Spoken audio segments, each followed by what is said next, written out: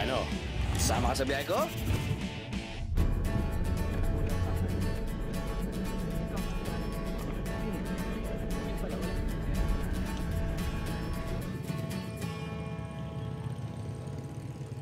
Mula sa Sabtang Port, lahat ng turista, no exceptions, kailangan pumunta dito sa Tourism Office ng Sabtang para mag-register ng isa-isa.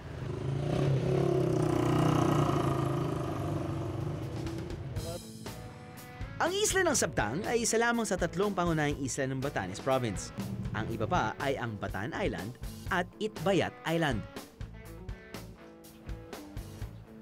Dahil na rin marahil sa layo nito mula sa ibang bahagi ng Pilipinas, hindi gaanong narating ng mga dayuhang mananakop ang Batanes, lalo na ang Sabtang at Itbayat Islands.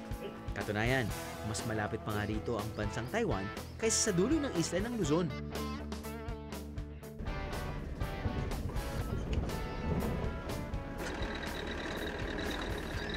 It looks like a town isolated from the rest of the Philippines and frozen in time.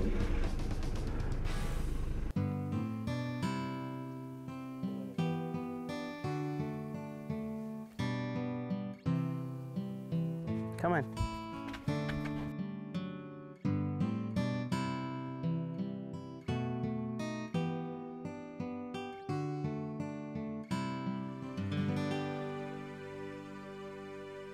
So, kung mapapansin mo siya, di ba? Halos lahat nakatalikod doon.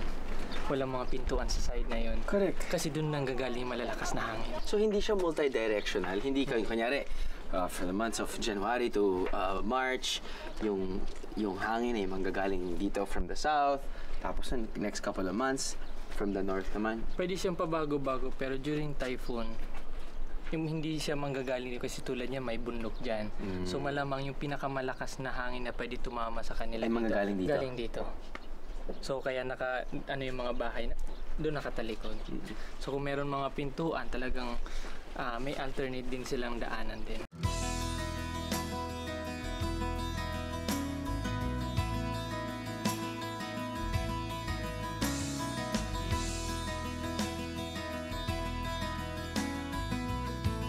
Dito pag halimbawa papasok ka sa bahay, instead na tao po dito ang sa juice. Yan, so juice. Yan. Juice. Juice. Yung paggawa ng bahay, meron din silang hina-hire ba? O parang mismo Dito, pamilya din ever since before sila na din nagtutulong? Dito yan, pambayanihan.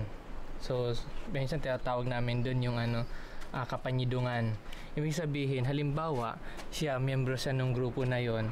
Pag siya maggagawa ng bahay, lahat ng mga may bahay na ganito, magtutulungan sila sa pag-produce ng mga gamit, yung mga kogon, yung mga reeds. Tapos, pag sila naman yung isa na miyembro, tutulungan din. So, tulungan lang. Kasi pag ikaw lang mag-isa, mahirap.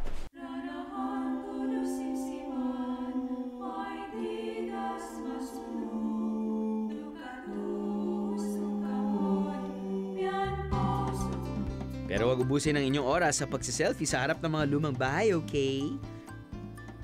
Habang narito kayo, makipagkwentuhan na rin kayo sa mga taga rito. Huwag mahiya. Masarap kausap ang mga Ivatan. Very welcoming sila sa mga turista.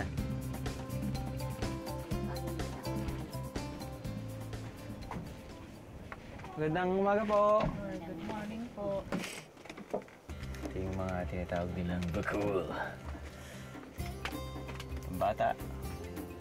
Adult. Kasi gumagawa rin sila ng sombrero out of it. Hello po! Pwede lang po kayong makakausap.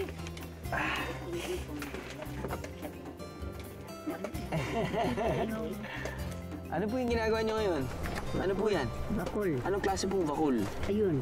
Ganyan. So maliit pa to. Ito pang pisa. Pagkatapos ganyan. Yan. Pagtapos naman yan. So ito muna parang hinuhulman nyo muna para dito sa ibabaw. Pagkatapos yan na. Sa laylayan. Ano po to? Ano pong material to? Abaka. Abaka.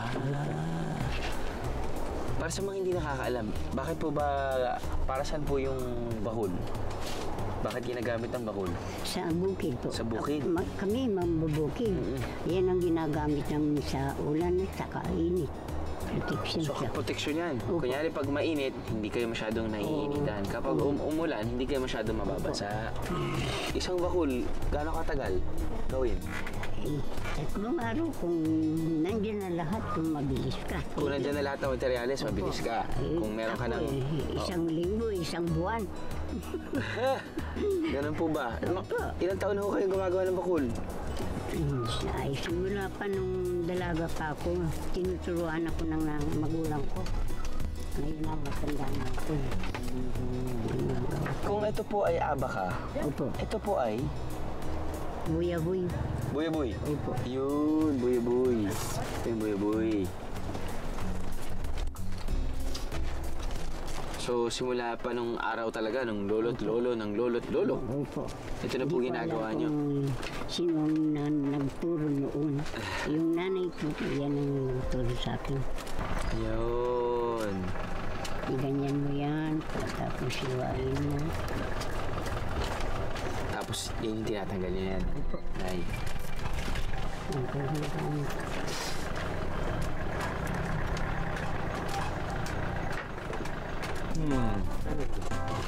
Cyndi Lauper.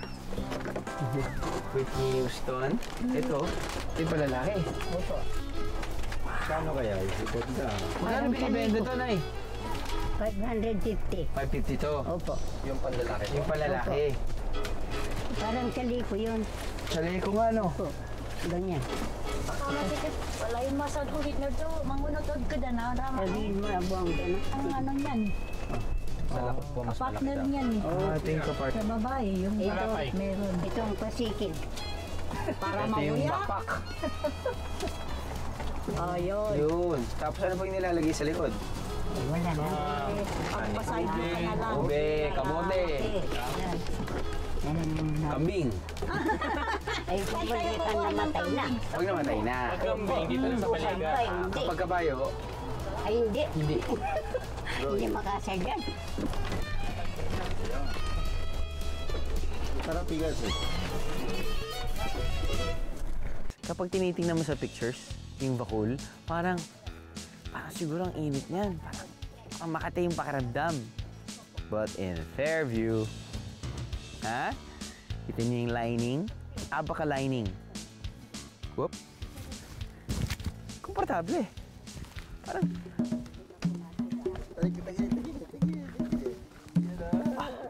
Di ba? Ano ka? Versatile. Agile. Lightweight. Haba ng hair ko. Yung sombrero din eh, swabe lang din sila. Ito yung medyo... swabe lang. Pero gusto ko yung suotin yung isa. Ang babae pa rin ganon.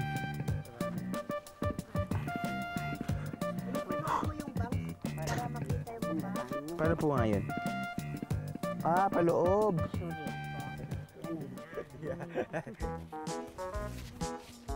Okay to, guys. Sinasabi nila ginagamit nila to kapag maaraw or ginagamit din nila to kapag umuulan. Stig.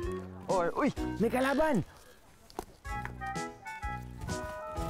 Camouflage.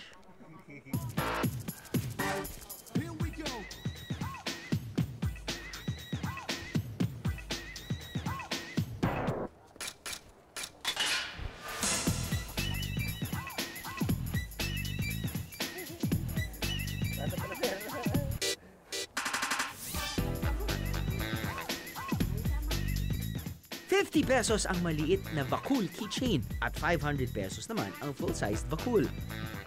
Huwag na makipagtawaran dahil standard ang mga presyo nila rito at sa hirap gawin ng mga Vakul na to guys, mura na yon. Huwag kayo makunat.